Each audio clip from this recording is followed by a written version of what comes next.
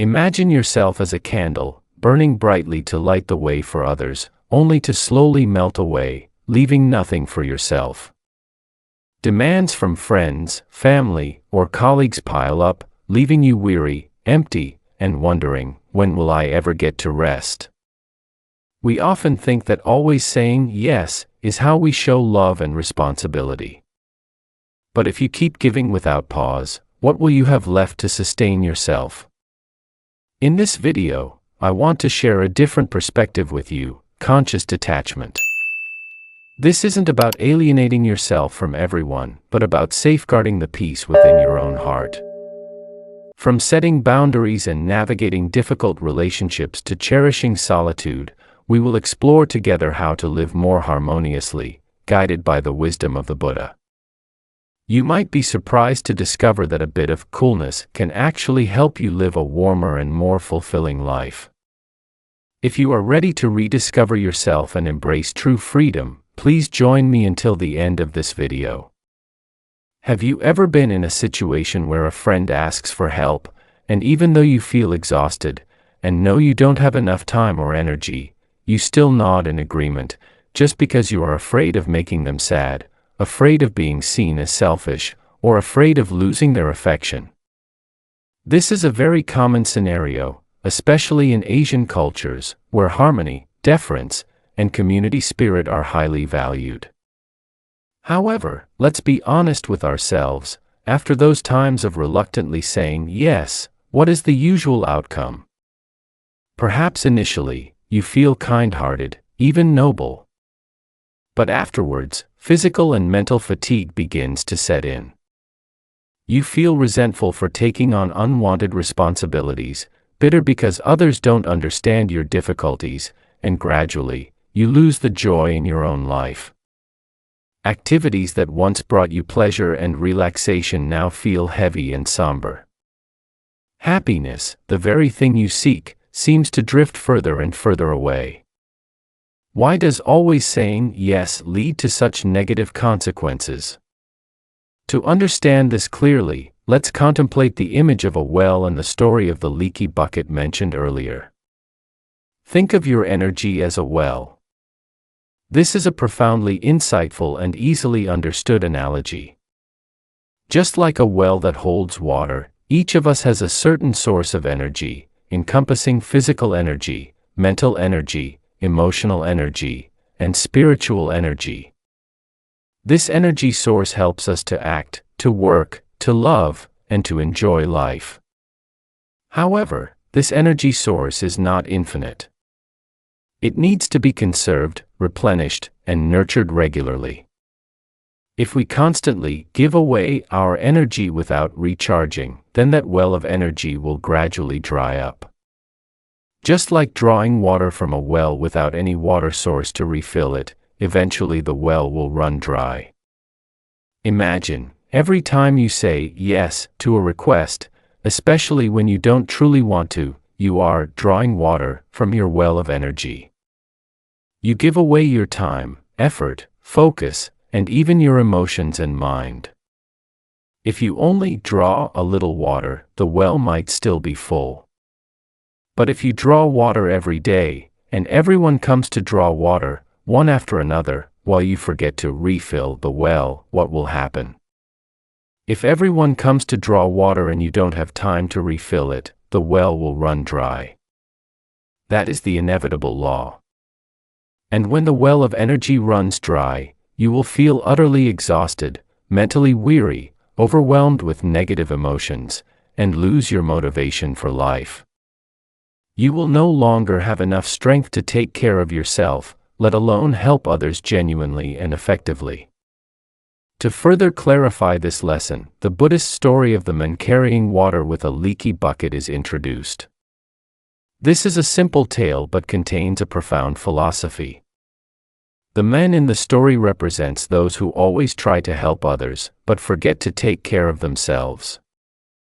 The leaky bucket symbolizes the holes in their hearts, the unmet needs of their own being.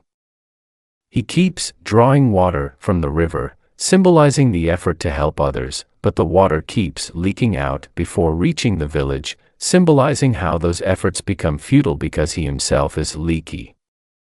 He collapses from exhaustion in the end, symbolizing the depletion of energy and suffering when we try to give from an empty place. The Buddha's question, if you don't fix the leaks, how can you carry water for others, is an extremely important awakening call. It points out that, to truly help others, we must first fix the leaks, must take care of ourselves, must fill up our own well of energy. You cannot give from an empty vessel. This is the core lesson that the story wants to convey. In the context of Asian cultures, where community spirit and family values are esteemed, this lesson becomes even more significant. In many Asian countries, we are often taught to put family and community first. That is a beautiful value. This is absolutely true. In Buddhism, we also uphold altruism, compassion, and harmony in the community. However, this beautiful value is sometimes misunderstood, leading us to blindly sacrifice ourselves, neglecting our own needs to meet the expectations of others. But if you are like a retiree, always agreeing to do everything, fixing things, babysitting, lending money without rest, you will soon be exhausted. This example of a retiree is very relatable and easy to imagine. When we are young, we may have abundant energy to shoulder many responsibilities. But as old age approaches, health declines, and energy also diminishes. If we still maintain the habit of saying yes to every request, without knowing how to refuse when necessary, without taking time to rest and take care of ourselves, then exhaustion is inevitable. So, is saying no selfish? The answer from a Buddhist perspective is no. Saying no is not selfish, but a way for you to conserve energy to love genuinely. This is a viewpoint that needs to be emphasized and spread. When we know how to say no wisely, we not only protect our own peace and happiness, but also maintain the ability to love and help others in a long-lasting and sustainable way. Practicing conscious detachment, learning to say no when necessary, is not an act of indifference or alienation from everyone. On the contrary, it is an expression of profound wisdom and compassion. Only when we know how to love and care for ourselves properly can we love and help others genuinely and effectively. Remember, compassion begins with oneself. And true happiness cannot be built on self-sacrifice and exhaustion. A very common emotional psychology is, saying no can make you hesitant, especially when afraid of being seen as distant or unkind. This is a significant psychological barrier for many, particularly within our Asian cultures, where harmony, deference, and community spirit are highly valued. We often fear that refusing someone's request will lead to being judged as unfeeling, selfish, or even damaging good relationships. This fear can leave us feeling trapped, unable to say no even when our hearts are unwilling, ultimately leading to weariness, frustration, and a loss of inner freedom. However, the Dharma illuminates a liberating truth for us. True compassion is not self-sacrifice, but giving from a place of balance and inner strength. This is a pivotal point, dispelling misconceptions of compassion as mere endurance or passive self-sacrifice. Genuine compassion in Buddhism is not about making oneself suffer to bring joy to others. It originates from a deep understanding of suffering, the truth of life's imperfections and difficulties, and loving kindness, a sincere wish to liberate all beings from suffering. Authentic compassion must be a two-way flow, encompassing both love for others and self-respect. We cannot sustainably offer compassion if our own wellspring of compassionate energy is depleted. Sacrificing oneself to the point of harming physical and mental health is not compassion, but may be a form of ego attachment, clinging to a self-image of being kind, altruistic that we have constructed. To better understand, giving from a place of balance and inner strength, let us contemplate the story of the monk sitting by the river. The image of the monk sitting by the river evokes stillness, serenity, and steadfastness of mind. When a villager ran frantically to seek help, the monk was not caught up in the panic. Instead, he calmly asked, "If I panic with you, will the problem be solved?"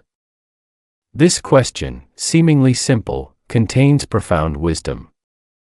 The monk understood that in urgent situations, panic and loss of composure only worsen the problem.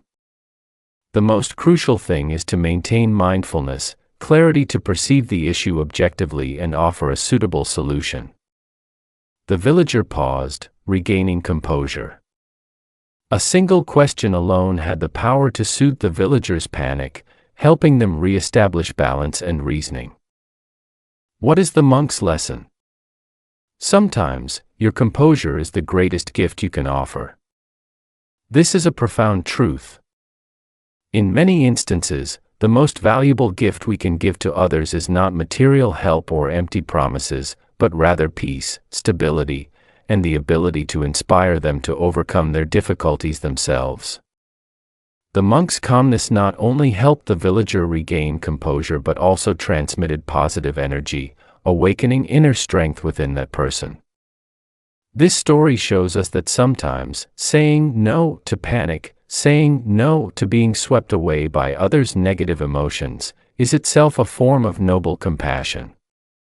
When we maintain calmness and clarity, we can offer wise counsel, practical actions, and truly help others more effectively. To make the art of saying no more concrete, the content shared the story of a retired teacher. This is a very familiar image in Asian society, where elders, especially retirees, are often expected to engage in numerous activities to help family, neighbors, and the community. However, as we analyzed in the previous part, always saying yes to every request can lead to exhaustion and loss of joy in life. I once met a retired teacher who was always caught up in requests babysitting grandchildren, helping neighbors, doing charity work. She was exhausted. This situation is not uncommon. Many people, especially women, often feel pressured to shoulder too many responsibilities, caring for family, helping relatives, and participating in social activities. Over time, they forget to care for themselves, lacking time and energy for personal needs, and eventually fall into a state of both physical and mental weariness. One day, she tried refusing a small task. "Thank you for thinking of me, but today I need to rest." This was a significant turning point in the teacher's life. Trying to refuse even a small request can be incredibly difficult, especially for those accustomed to always saying yes. However, this is a necessary step to reclaim control of one's life and protect personal energy. Initially, she was worried, but then realized everything was fine, and she felt more relieved than ever. This is a very meaningful experience. When we overcome fear and dare to say no, we realize that everything is fine. The world does not collapse, relationships do not shatter, and we may even be more respected for showing integrity and knowing our limits. More importantly, we feel relieved, free, and peaceful as never before.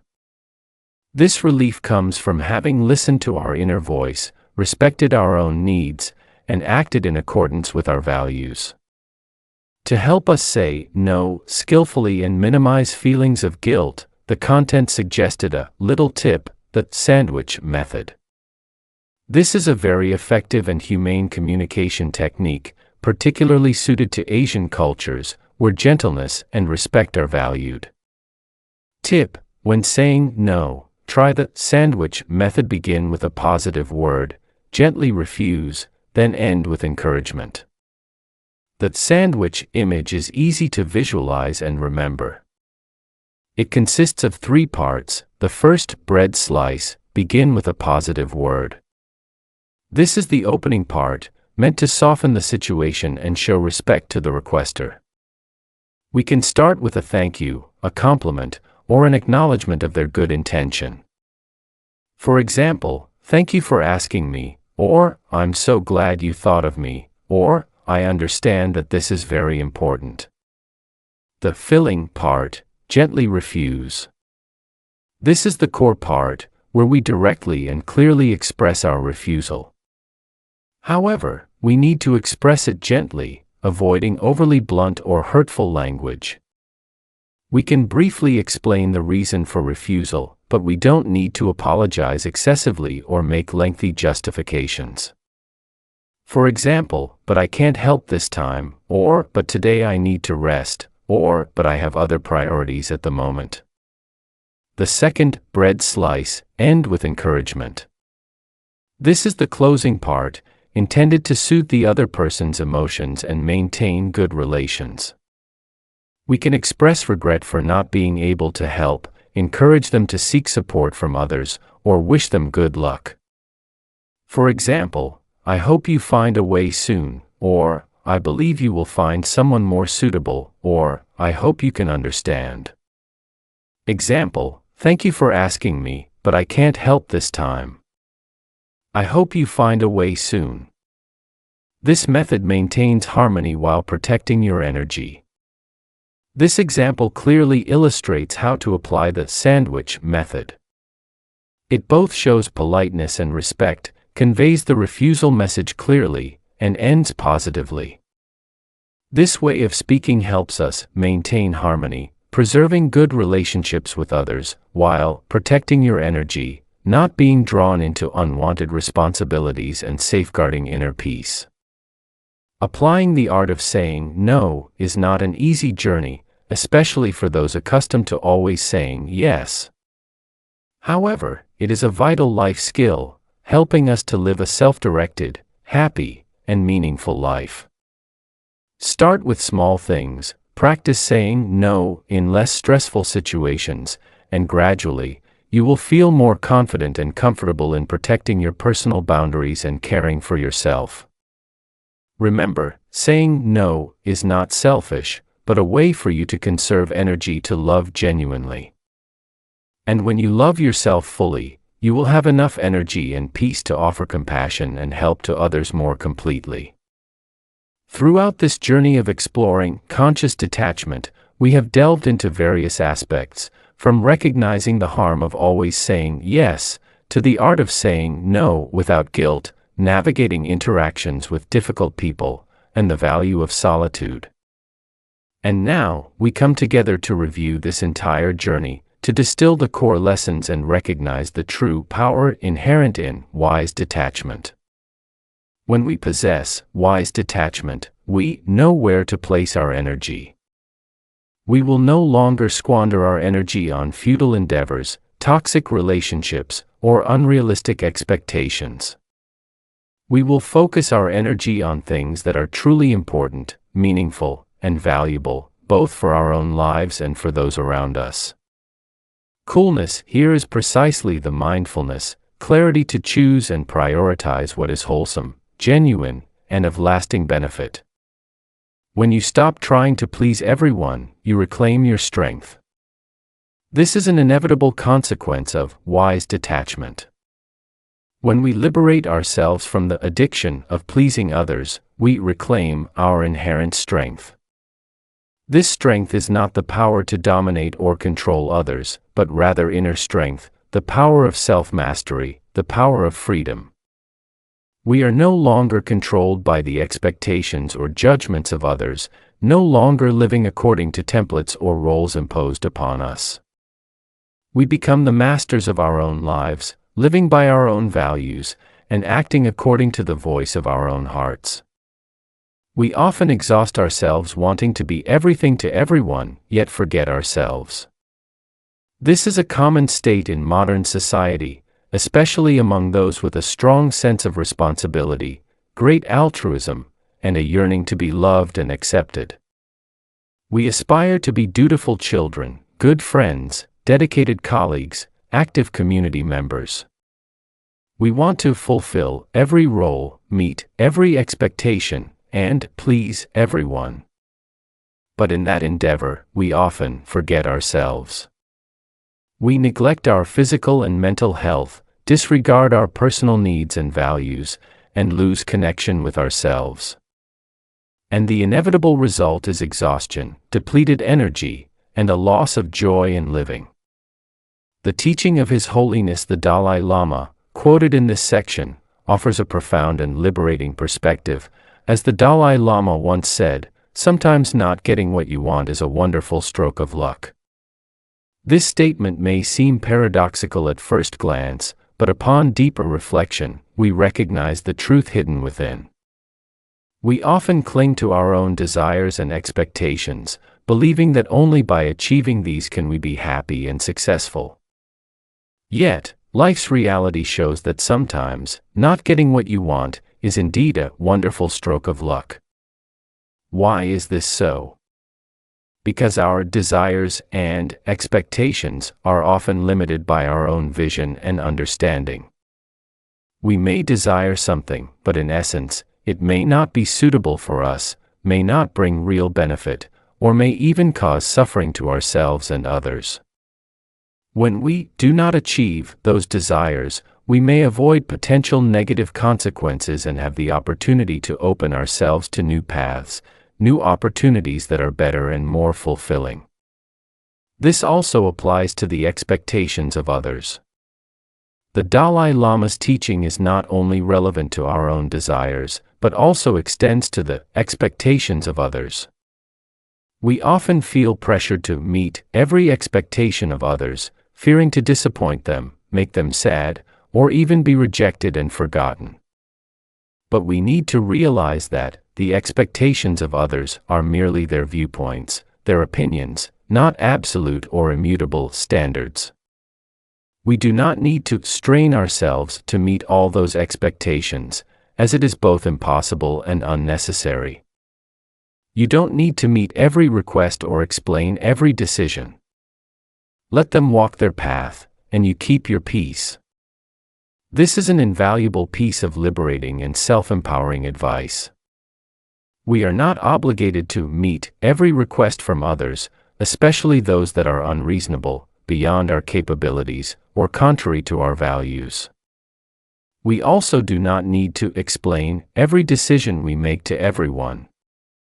We have the right to choose what we want to do, what we do not want to do, and to decide how we live our own lives. Let them walk their path, and you keep your peace. This is the core spirit of wise detachment. We need to respect each person's individual path, not interfere, not control, and not judge. Everyone has the freedom to choose their own way, and we are not responsible for carrying the lives of others. The most important thing is for us to keep our peace, care for our own hearts, and live fully with what we have. When you achieve this, what remains your relationships, your responsibilities, your moments will be truly meaningful. This is the worthy reward for those who practice wise detachment. When we liberate ourselves from the burden of pleasing everyone, we will have the space and energy to cherish what is truly meaningful in life. Our relationships will become more genuine and profound, no longer dominated by artificiality or self-interest. Our responsibilities will be fulfilled more willingly and happily, no longer a heavy burden or onerous duty. And our moments will become more complete and precious, no longer mingled with unnecessary worries and sorrows. If today's video has given you food for thought, I deeply appreciate hearing your feedback. And if you are seeking peace of mind, please continue to follow for more insights. This is a call for interaction, opening up a space for sharing and mutual learning. Each of us has our own experiences and reflections on the topic of wise detachment. Listening to and sharing different opinions and viewpoints will help us understand this topic more deeply and apply it to our lives more flexibly and effectively. Remember, protecting your peace is not selfish, it's how you love yourself. This is the final message and also the key to unlocking the entire theme of wise detachment. Protecting your peace is not an selfish, indifferent, or alienating act. On the contrary, It is an expression of genuine self-love, compassion towards oneself. Only when we know how to love and care for ourselves in a proper way can we love and help others in a way that is sincere and sustainable. Thank you for joining me, and see you again.